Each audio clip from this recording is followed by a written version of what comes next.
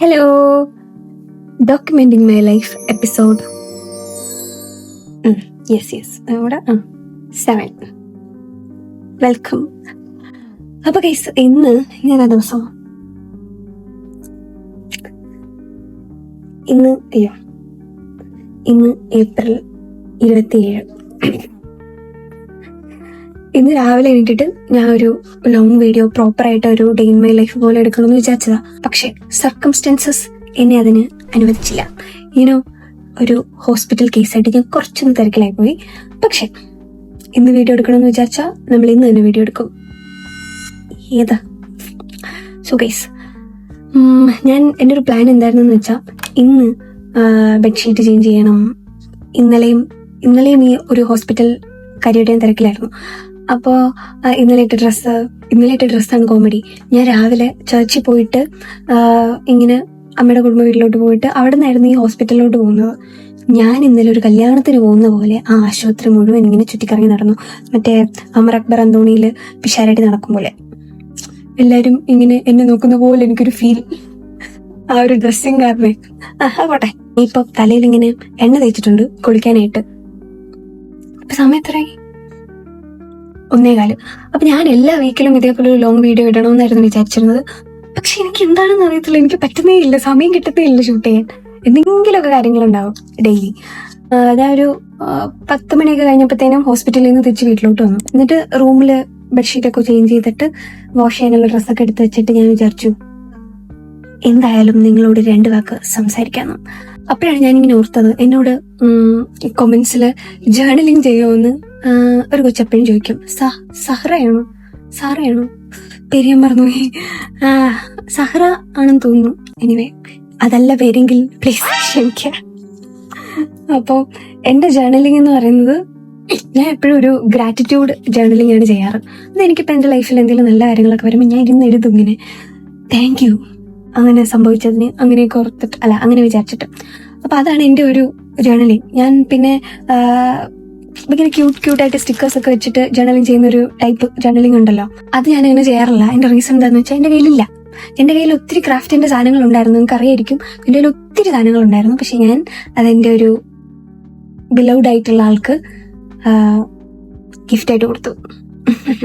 Yes, ഞാൻ എല്ലാം കൊടുത്തു. എൻ്റെ കയ്യിൽ ഇപ്പോൾ അവൈലബിൾ ആയിട്ടുള്ളത് നമ്മൾ സാധാരണ എല്ലാ വീട്ടിലുള്ള പോലെ സിസേഴ്സ്, പിന്നെ ഗം, ഇതൊക്കെ ഉള്ളൂ. അതർവൈസ് സ്റ്റിക്കേഴ്സ് അങ്ങനത്തെ സാധനങ്ങളൊന്നും എൻ്റെ കയ്യിലില്ല. പിന്നെ ഞാൻ തപ്പിയെടുത്താൽ ചിലപ്പോൾ 1-2 ഒക്കെ കിട്ടുമായിരിക്കും. അതർവൈസ് എൻ്റെ എല്ലാ ക്രാഫ്റ്റിൻ്റെ മെറ്റീരിയൽസും ഞാനാണെങ്കിൽ ഞങ്ങളുടെ ഒരു കൊച്ചിന് കൊടുത്തു.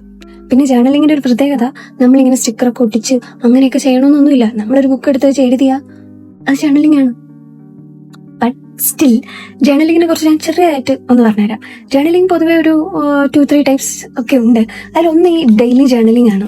ഡെയിലി നമ്മുടെ ലൈഫിൽ നടന്ന കാര്യങ്ങളൊക്കെ നമുക്കിങ്ങനെ എഴുതി വെക്കാം. ആക്ച്വലി റൈറ്റിംഗ് ഭയങ്കരമായിട്ട് നമ്മളെ മൈൻഡിനെ ഒരു ആൻഷ്യസ് ഫ്രീ ആക്കാൻ ഹെൽപ്പ് ചെയ്യും എന്നാണ് പറയുന്നത്.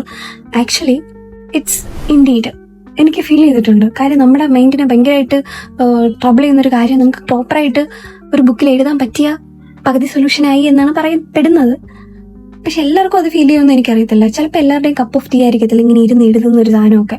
ബട്ട് സ്റ്റിൽ അങ്ങനെ എഴുതാൻ ഇഷ്ടപ്പെടുന്ന ആൾക്കാരുണ്ടാവും. ഞാൻ എഴുതാൻ ഇഷ്ടപ്പെടുന്ന ആളാണ്, അതുകൊണ്ട് എനിക്കൊക്കെയാണ്. പിന്നെ ഞാൻ പറഞ്ഞ പോലെ ഗ്രാറ്റിറ്റ്യൂഡ് ജേർണൽ, ഞാൻ അതാണ് കൂടുതലും എഴുതാറ്.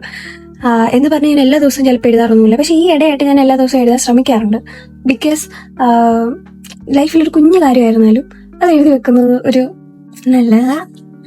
അപ്പം ഞാൻ ഇന്നലെയല്ല മെനിഞ്ഞാന്ന് ഞാനിങ്ങനെ രാത്രി ഒരു 10:30-10:45 ആയ സമയത്ത് അമ്മ വീട്ടിൽ നിന്ന് ഒരു പരിപാടി കഴിഞ്ഞിട്ട് ഇങ്ങനെ തിരിച്ചു വരുമായിരുന്നു.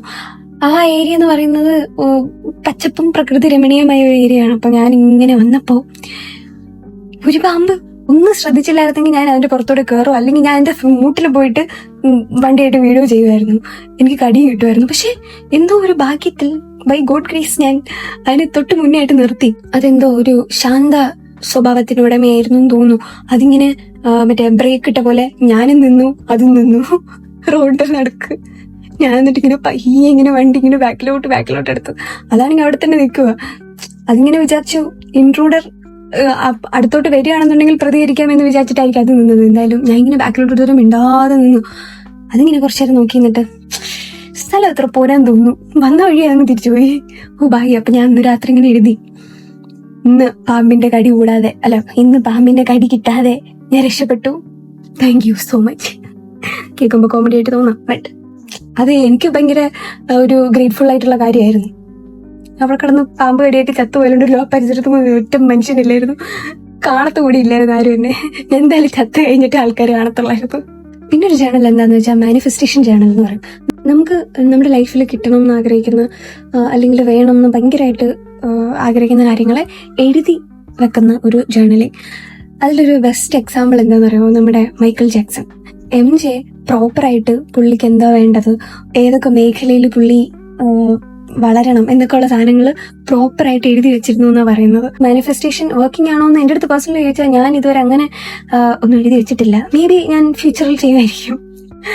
പിന്നെ എങ്ങനെയാണ് ജേർണലിംഗ് ചെയ്യുക അല്ലെങ്കിൽ എന്തൊക്കെ തരത്തിലുണ്ടെന്ന് ഞാൻ പറഞ്ഞു. പക്ഷേ ഈ ജേർണലിംഗിൽ നമ്മൾ എന്താ എഴുതേണ്ടത്, വേറെ ഒരു ജഡ്ജ്മെന്റ്സും ഇല്ലാതെ നമ്മൾ നമ്മളോട് തന്നെ സംസാരിക്കുന്ന ഒരു പരിപാടി, അത്രേ ഉള്ളൂ.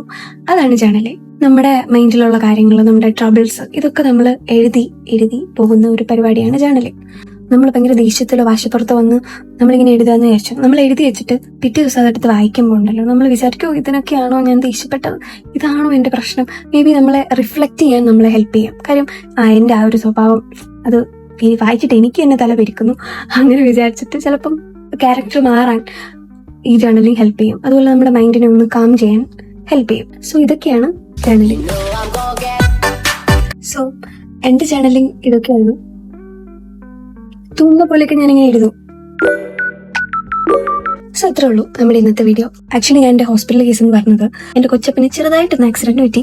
അപ്പൊ അതിന്റെ പുറകിലായിരുന്നു. അപ്പൊ ഇനിയിപ്പോ വൈകുന്നേരം പുള്ളിനെ വീട്ടിലോട്ട് കൊണ്ടുവരും. അപ്പോൾ ഞങ്ങൾ അങ്ങോട്ട് പോകണം. അപ്പൊ ഞാൻ ഈ തലയിൽ തേച്ചേക്കുന്ന എണ്ണയൊക്കെ വാഷ് ചെയ്ത് കുളിച്ച് റെഡി ആയിട്ട് വേണം അങ്ങോട്ട് പോവാൻ. അതിനു മുന്നേ ഞാൻ ഈ എടുക്കുന്ന വീഡിയോ എഡിറ്റ് ചെയ്ത് അപ്ലോഡ് കൂടെ ചെയ്യണം. പിന്നെ എനിക്ക് ജേർണലിൽ കുറച്ചും കൂടെ നല്ലപോലെ നിങ്ങളെ ചെയ്ത് കാണിക്കണമെന്നുണ്ട്. ഈ ക്യൂട്ടായിട്ടുള്ള സാധനങ്ങളൊക്കെ മേ ബി ഞാൻ നെക്സ്റ്റ് മന്തിൽ ട്രിവാൻഡ്രത്തോട്ട് പോവുകയാണെങ്കിൽ കുറച്ച് സാധനങ്ങളൊക്കെ മേടിക്കാൻ ഉദ്ദേശിക്കുന്നുണ്ട്. മേടിച്ചാൽ I will definitely do A video where I do some cute things with my channel. Okay. എല്ലാവരും ഹാപ്പി ആയിട്ടും ഹെൽത്തി ആയിട്ടും ഒക്കെ ഇരിക്കുകയാണല്ലോ അല്ലേ? അപ്പം അങ്ങനെ തന്നെ ഇരുന്നോളൂ. മോസ്റ്റ് ഇമ്പോർട്ടൻ്റ്ലി ഒടുക്കത്തെ ചൂടാണ്. Hydrate your self. ഒത്തിരി വെള്ളം കുടിക്കൂ. അപ്പം അത്രേ ഉള്ളൂ. ടാറ്റാ.